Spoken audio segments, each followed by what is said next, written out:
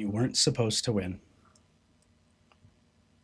Most men don't realize they've entered a custody war until they're already behind. They're told it's about co parenting, about fairness, about what's best for the child. So they try to cooperate. They agree to changes, they avoid conflict, they stay calm, thinking that doing the right thing will pay off. But the family law system isn't designed to reward calm. It doesn't register good faith, and it doesn't record your effort. It only tracks outcomes, and whoever takes control first sets the baseline. You're not in a fight with her, you're in a fight with her frame. This isn't about her. It's about what the system assumes when it doesn't know the full story. Family court works on defaults, not nuance. And once she has default custody, you become the disruption. You're not asking for equality, you're asking to alter the baseline. Every overnight you miss, well, that becomes part of the normal pattern. Every time you give in to keep the peace, that becomes precedent. And every vague accusation or one sided report, well, that becomes concerning behavior. Even when it's not true, it's still part of the record. Because what you don't contest becomes accepted fact. The threat point is real. There's a reason she can play hardball and you can't. And there's a reason she can threaten to move, withhold, or dictate, and the system doesn't react. That reason is the threat point. She has the leverage to say, give me what I want or I'll make it worse. And the system will let her, not because it's fair, but because it's easier. Family law isn't about morality, it's about administrative triage. And the dad who tries to be agreeable ends up looking like someone without a plan, someone without conviction. Meanwhile, the parent who establishes control early, even manipulatively, ends up being seen as the primary. Not because they earned it, because they acted like it. Men don't lose because they are weak, they lose because they are unprepared. If you've lost time, lost access, or been boxed out of decisions, it's probably not because you were explosive or unstable. It's more like you were too calm, too trusting, and too willing to believe the system would see your intentions. But it doesn't. It sees data, consistency, it sees structure. The men who come out of this with their dignity, time, and sanity intact aren't the loudest. They're the ones who documented from day one. Structure beats sentiment. The tactical fatherhood philosophy isn't emotional, it's operational.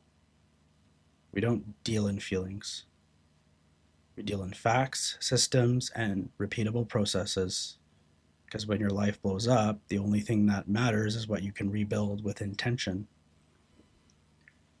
And here's what that looks like. You don't trust the process, you track the process. You don't explain your pain, you show your logs. You don't wait for fairness, you document until fairness is unavoidable. It's not about being the victim, it's about refusing to walk into court empty handed. Examples of tactical control. So let's get concrete. If you show up late to a pickup, it's concerning. If she cancels an entire weekend, it's understandable stress. Unless you logged both and followed up neutrally, no one will know.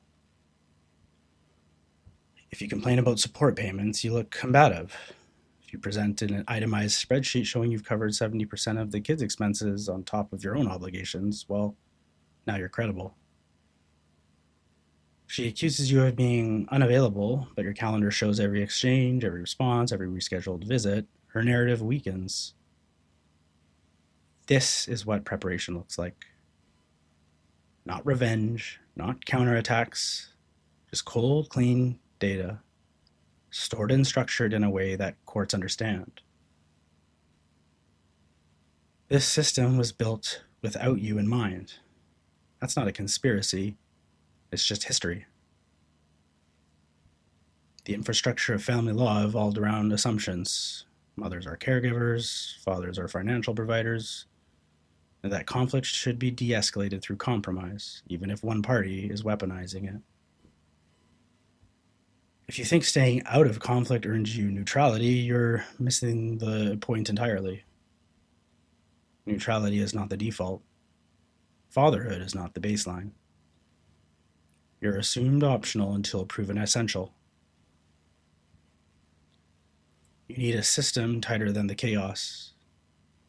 And this is why tactical fatherhood exists. Not to sell you motivation, but to give you somewhat of a blueprint.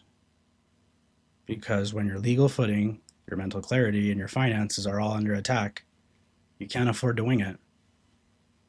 So you need a custody calendar with documentation of missed overnights, a support tracker with actual versus paid, communication log with timestamps, not rents, financial plan that makes room for legal costs and parenting duties.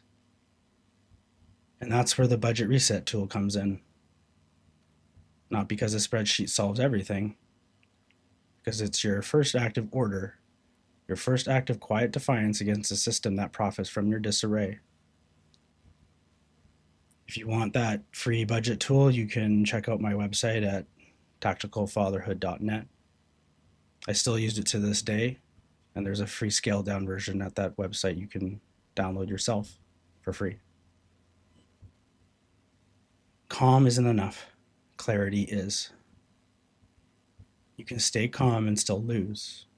What protects you and your kid isn't stoicism, it's strategy. Your calm must be backed by command.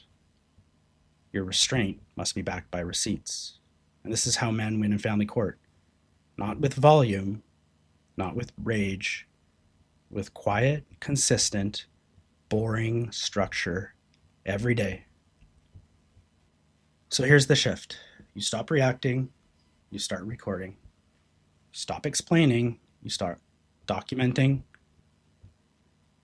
and you stop hoping, and you start leading. So no one's coming to save you. But no one can stop you either. Once you have your frame, the facts, and the file system to back it up, want the first step?